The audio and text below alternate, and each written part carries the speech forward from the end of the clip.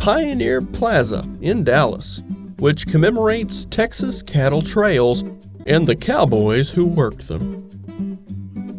The cattle trail, if you look at it from a bird's eye perspective, the steers follow an S curve, and it's the S of the design that adds to the authenticity, I think, of the drive. Located near the original site of Shawnee Trail, Pioneer Plaza is known for its realism and exhaustive detail. They're monumental in size, approximately 140% life size.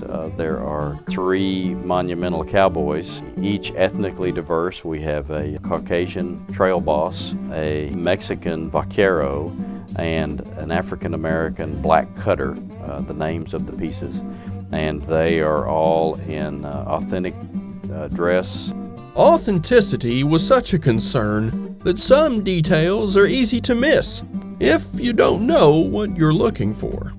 Well, interestingly enough, the spurs on the vaquero will actually spin. That's one thing that always gets kids' attention. The trail boss up on the top of the hill, you'll notice that the horse is in an unusual configuration. His head is spinning around and his foot has come up and his tail appears to be in motion, and there's actually a horsefly that's biting him on the right rear rump. The cattle, if you look at the steer, each one has a different configuration, but there are a couple that are really interesting. One they call the laughing steer, and if you see it, has a funny expression on the steer's face. And then there's the steer in the stream. As it's crossing the stream, it's actually dipping down to get a drink of water. And it's always impressed me the ability for the landscape architect and the mechanical engineer that designed the water feature and the artist to have come that close to having the nose of that steer in the water. It's just an amazing detail for me.